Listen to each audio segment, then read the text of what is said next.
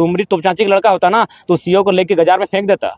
सही बोल रहे हैं। ऐसा सीईओ को बिल्कुल ना सरकार के सिस्टम में बैठने का अधिकार है, ना अंचल कार्यालय में बैठने का अधिकार है, कहीं अधिकार नहीं है। उनको झाड़ियों में रहने का अधिकार है, उसको जेल के सलाखों के पीछे रहने का अधिकार है।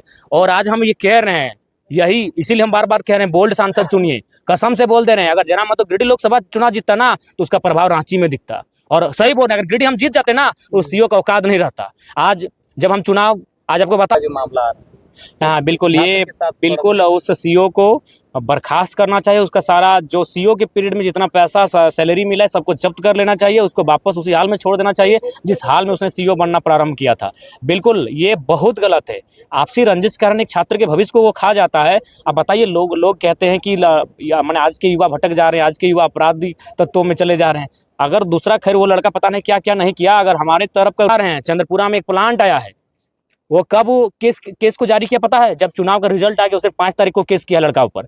यानी उतना बड़ा कंपनी इस इंतजार में था कि 4 को रिजल्ट आने दीजिए, अगर जयराम महतो के पक्ष में रिजल्ट आएगा तो हम लोग ग्रामीणों पे केस नहीं करेंगे। ये दमखम था हमारा। लेकिन गिरिडीह की जनता कुछ समझ नहीं पाए। उन्होंने केंद्र को देखा, केंद्र उनके घर तक नहीं आएगी, लेकिन जयराम महतो उनका हिम्मत बनता। बिल्कुल प्री टर्न में ये चर्चा था, प्री टर्न के तमाम प्रखंड कार्यालय में ये चर्चा था कि अगर ये लड़का संसद बन के आएगा तो जो भ्रष्ट पदाधिकारी उनकी खैर नहीं रहेगी। हम बोल दे रहे, अगर हम गिरिडीह लोकसभा चुनाव जीतते हैं, इधर हजारीबाग तक हमारा हवा रहता, इधर रांची तक हमारा हवा रहता, इधर पुरुलिया तक हमारा हवा रहता।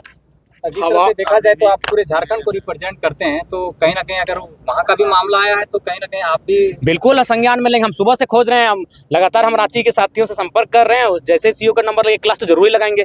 उनके बाप का झारखंड नहीं है, झारखंड बिरसा के शहादत से मिला है, झारखंड निर्मल के शहादत से बना है। और यहाँ सीईओ मलाई मारने के लिए आए, वैसे सीईओ की खैर नहीं होगी, चाहे वो कोई रहे।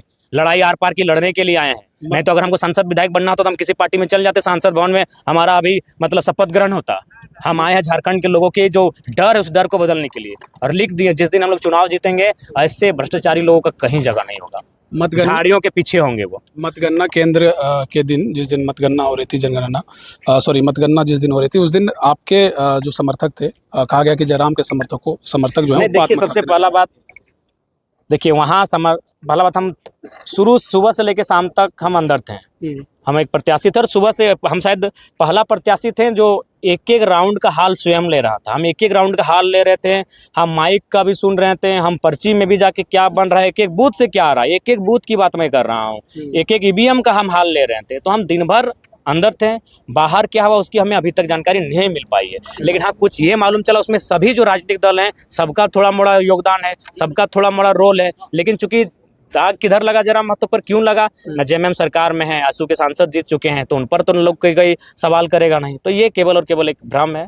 जो भी त्रुटियां हुई उनमें कहीं ना कहीं कुछ दुविधा जो हुआ था उसके लिए जो वहाँ सभी लोग जिम्मेवार हैं, जो नैतिक जिम्मेवारी उनको भी लेनी चाहिए। हालांकि हम लोग प्रयास करेंगे भविष्य में ऐसा ना हो। चलिए, भविष्य के लिए बहुत बहुत शुभकामनाएं। हमने आपको भगत सिंह की संज्ञा दी थी और वो दिखता भी है। बहुत शुभकामनाएं। बिल्कुल बोल तो दिए, सच बोल रहे हैं कि जिस दिन गिरिडीह लोकसभा अगर हम अभी चुनाव जीत जाते ना तो वो नगरी का सीईओ का ये हिम्मत नहीं होता।